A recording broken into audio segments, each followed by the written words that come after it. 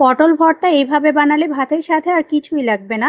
এত মজার হয় এই ভর্তাটা, 2-3 প্লেট ভাত অনায়াসে খেয়ে ফেলা যায় ভর্তাটা দিয়ে। পটল রান্না করলে যখন কেউ খেতে চায় না, তখন এইভাবে ভর্তা বানিয়ে দিই। ছোট বড় সবাই ভীষণ পছন্দ করে খায়। পটলগুলোকে হালকা খোসা ছাড়িয়ে নিয়ে পটলগুলোকে স্লাইস করে কেটে ধুয়ে পরিষ্কার করে নিয়েছি। চুলায় প্যানে পরিমাণ মতো সরিষার তেল ভালো করে গরম করে নিয়ে এখানে 1 টুকরা কাতল মাছ নিয়ে নিয়েছি। দিয়ে দিচ্ছি এর মধ্যে স্বাদ মতো লবণ আর সামান্য হলুদ গুঁড়া। মাছের মধ্যে লবণ আর হলুদটাকে ভালো করে মেখে নিয়ে এখন মাছটাকে ভেজে নিব। আপনারা চাইলে কিন্তু এখানে যে কোনো মাছ দিয়েই ভর্তাটা বানিয়ে নিতে পারবেন। চিংড়ি মাছ দিয়ে ভর্তাটা বানালেও কিন্তু ভীষণ টেস্টি হয়। মাছটাকে কিছুক্ষণ উল্টিয়ে পাল্টিয়ে নেওয়ার পর মাছটা যখন 2 পাশটা খুব সুন্দর করে ভাজা হয়ে যাবে, তখন মাছটাকে নামিয়ে একপাশে রেখে দিব।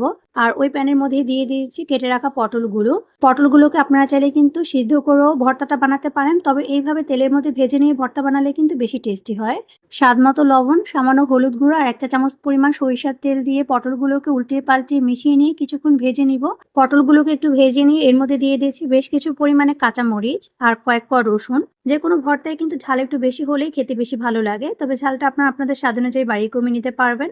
এরপর এখানে একটা বড় সাইজের পেঁয়াজকে একটু মোটা মোটা টুকরো করে কেটে দিয়েছি। এখন সবকিছুকে মিশিয়ে নিয়ে একটা ঢাকনা দিয়ে ঢেকে দিব আর চুলার আঁচটাকে কমিয়ে পটলগুলোকে কিছুক্ষণ ভেজে নিব।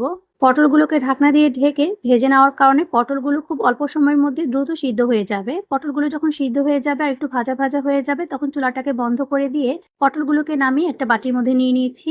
এরপর পটলগুলো যখন একটু ঠান্ডা হয়ে আসবে, তখন এখানে যে মাছটাকে ভেজে রেখেছিলাম সেই মাছটা কাঁটাটাকে ছাড়িয়ে মাছটাকে দিয়ে দিচ্ছি। দিয়ে এর মধ্যে দিয়ে দিচ্ছি বেশ কিছু পরিমাণে কুচানো ধনেপাতা, তবে ধনেপাতাটা অপশনাল, আপনারা চাইলে বাদও দিতে পারবেন। এখন সবকিছুকে একসঙ্গে একটা হ্যান্ড ব্লেন্ডারের সাহায্যে আমি ব্লেন্ড করে নিয়েছি। আপনারা চাইলে কিন্তু ভর্তাটাকে শিলপাটায়ও বেটে নিতে পারেন। ভাত, খিচুড়ি, খুদের ভাতের সাথে এই ভর্তাটা হলে তো জাস্ট জমে যাবে। একবার হলো বাড়িতে এইভাবে পটল আনলে পটল ভর্তাটা বানিয়ে খেয়ে দেখবেন, স্বাদ ভুলতে পারবেন না। বারবার বানিয়ে খেতে মন চাইবে। আমার বাড়িতে পটল রান্না করলে যখন কেউ খেতে চায় না, তখন এইভাবে ভর্তা বানিয়ে দিই, তখন তো সবাই কাড়াকাড়ি করে খেয়ে নেয়। আশা করছি রেসিপিটি আপনাদের কাছে ভালো লাগবে। রেসিপি ভালো লেগে থাকলে অবশ্যই আপনাদের ফ্রেন্ডস ও ফ্যামিলির সাথে শেয়ার করবেন।